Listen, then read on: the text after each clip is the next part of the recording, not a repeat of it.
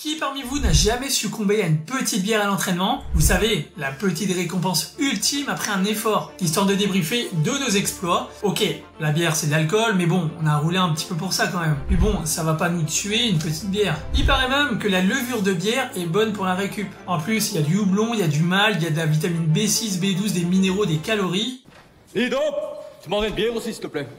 Alors, peut-on associer performance avec la petite bière de fin de sortie? J'ai décrypté tout ça et on va voir ensemble ce qui est bon et moins bon. Les effets immédiats après l'entraînement. Après avoir fait une sortie à vélo, une cyclosportive ou une sortie d'endurance, votre corps a besoin de récupérer. Jusque-là, vous me suivez. Cette récupération post-entraînement comprend plusieurs processus essentiels. On y retrouve la réhydratation, la reconstitution des réserves de glycogène, la réparation des tissus musculaires endommagés et la régulation des niveaux hormonaux. Seulement, si vous prenez une bière ou un verre d'alcool après votre entraînement, ça va perturber ce processus de récupération. Déjà, l'alcool c'est un diurétique. Donc, vous aurez besoin d'uriner beaucoup plus souvent et vous allez forcément vous déshydrater. Dommage quand la priorité est de s'hydrater après avoir perdu pas mal d'eau à travers la transpiration durant l'effort. Une déshydratation sévère peut entraîner une diminution de la performance, une augmentation de la fatigue et un risque accru de crampes musculaires et de blessures. Vous savez, vous en avez déjà connu forcément, les crampes qui arrivent la nuit comme ça sans prévenir et qui vous saisissent. Eh ben, l'alcool, ça les favorise. Et la consommation d'alcool après l'entraînement peut également affecter votre réparation musculaire et votre croissance. En fait, l'alcool empêche la synthèse des protéines, qui est un processus essentiel pour la réparation et la croissance musculaire. Et en perturbant ce processus, la récupération musculaire peut être ralentie,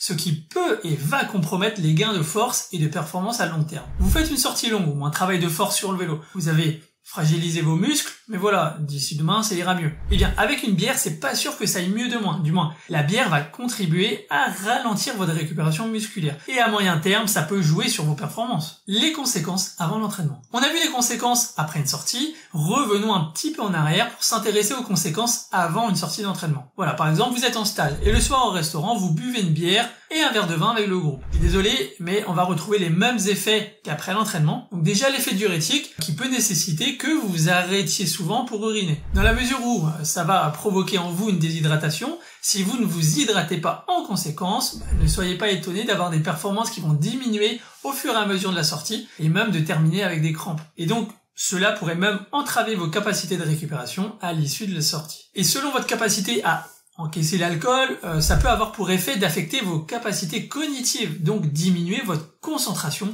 votre coordination, vos réflexes et évidemment augmenter le risque de chute durant l'entraînement. Est-ce que vous savez combien de temps de vélo il faut pour éliminer un taux d'alcool ingéré par le biais d'une bière? Une seule bière. Le calcul est assez complexe, mais il vous faudra entre 1 et 2 heures pour éliminer entièrement l'alcool d'une bière. Et comme les temps changent et la consommation évolue, la solution ne serait-elle pas de passer par des bières sans alcool? En tout cas, c'est une alternative intéressante. Du coup, si vous prenez une bière sans alcool après une séance de vélo, vous allez préserver votre réhydratation. C'est le but premier quand on descend du vélo, refaire les stocks d'électrolytes, d'eau, possible, mais pas idéal, mais possible avec une bière sans alcool, sans avoir à vous déshydrater comme le ferait l'alcool. Vous pouvez considérer un apport également en glucides, dans l'idée toujours de refaire les stocks énergétiques après une séance de vélo. Il vous faut des glucides présents dans les bières sans alcool. Pas idéal, mais ça compte. Et certaines bières sans alcool peuvent être renforcées en potassium et en sodium, des électrolytes indispensables pour une meilleure récupération. Là, je vous donne quand même quelques avantages. Ne comptez pas pour autant sur la bière sans alcool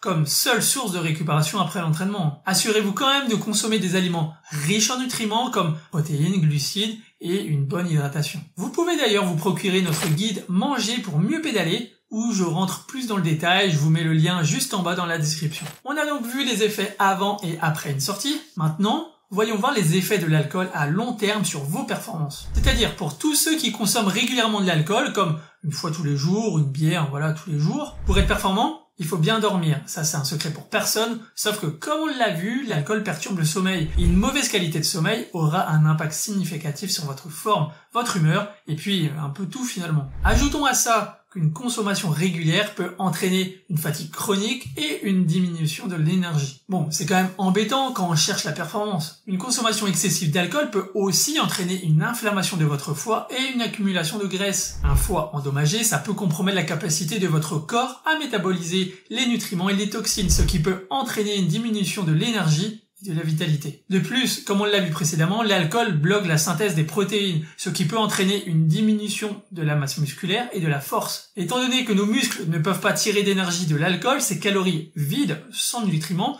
ne seront d'aucun avantage pour notre corps. Pour les cyclistes, ça peut compromettre les performances sur le vélo et même augmenter le risque de blessures musculaires. Boire un petit coup après l'entraînement, ça peut s'avérer être un geste banal, voire même sous-estimé grâce à la présence de levure de bière, de houblon, de malt qui favorise la récupération. Et avec la sensation de désaltération, ce sont bien les seuls arguments valables. La consommation d'alcool dans un contexte habituel et trop régulier va s'avérer très néfaste pour le cycliste, que ce soit à court terme comme à moyen terme. Vous connaissez déjà les dégâts à long terme. Alors vous passez déjà tellement de temps à vous entraîner, à chercher comment obtenir des performances qu'il serait quand même dommage de tout gâcher avec une bière. Alors bien sûr, attention, vous n'allez pas ruiner votre saison avec une bière après une cyclo, c'est clair. Et en prenant une bière la veille de votre cyclo que vous préparez non plus. Et une, pas plus, parce que le phénomène de déshydratation commence dès qu'une boisson alcoolisée est ingérée. Et vous pourrez ruiner votre santé avec une consommation excessive d'alcool, c'est-à-dire 15 verres ou plus d'alcool par semaine. Sachez qu'il existe quand même des tas de boissons qui vous aideront au contraire à mieux récupérer à vélo. Maintenant que vous en savez plus sur les effets de l'alcool, je vous conseille de regarder cette vidéo sur les 5 erreurs